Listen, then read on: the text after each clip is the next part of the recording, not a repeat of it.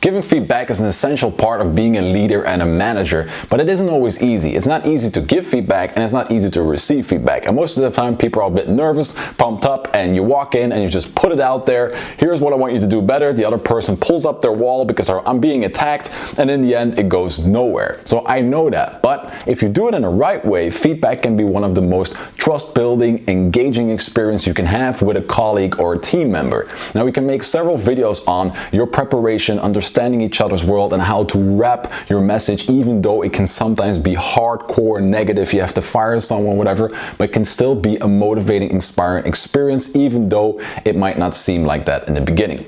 Now for this video, the most important thing to remember is that you use a sandwich. And I'm not talking about sharing bread literally in the meeting, but using the sandwich in how you structure the story. You start positive, you put whatever you like in the middle, but this time your negative, constructive feedback message, and you end also positive. Why? Because with any story you tell, people will use the beginning to rate the experience that they're gonna get.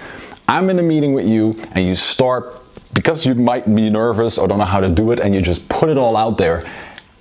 I tend to pull up a wall because I sense I'm already hearing negative stuff, I'm already being attacked, so I might be defensive because the rest of the experience of the story will probably also be an attack on me, so I'm no longer gonna listen and I'm just gonna protect myself. You don't want that, because that's not motivating, not inspiring, and it won't help either one of you.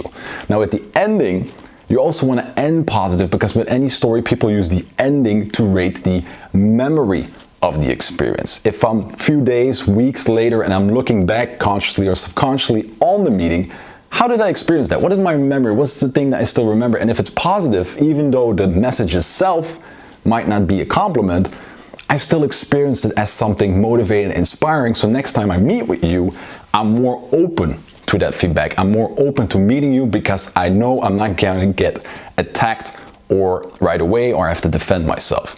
If you end negative, or you just put it out there, or you walk away mad in a very extreme case, that will be the memory, that will be the last thing, and next time you can be sure of it, people will be hesitant to meet you or talk to you or be open to your feedback.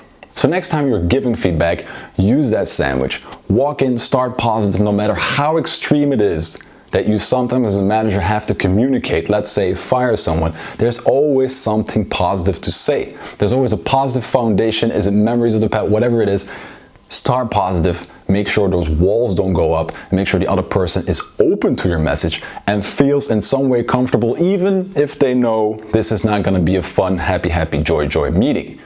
Now in the middle, you're going to be honest. And like I said, we're going to share other videos where we're going to wrap that message in the right way, understanding each other, preparation, but say what you want to say. Share it openly and make sure the person actually understands what was going on and what the reason is for the feedback or what they can do better. And then end positive, constructive, inspiring, motive. There's always something positive to say at the end. Definitely in most feedback meetings, it's not that extreme, so you want the person to take it along and get better. That's the main message often in these meetings.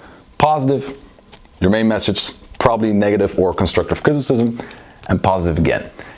It might sound simple, and it actually is simple, but add the nerves, the stress, the defense, the attacks, and that nobody really likes to do these tough conversations, and it might go all over the place, but just focus on the sandwich and do that, and I will guarantee you this feedback, discussion, or meeting will go way more smooth than you would expect. Now, if you want to know more about storytelling in general, structuring your story, how to give feedback, the positive sandwich, well, you guessed it, the book, Stand Up to Stand Out, Expressing Yourself in the Most Powerful Way. It has a whole chapter on giving the feedback using the positive sandwich with examples and why it's so important to have that beginning and ending in the right way. So check it out on most online bookstores or with me, standupcompany.com/book, and it will tell you all about it.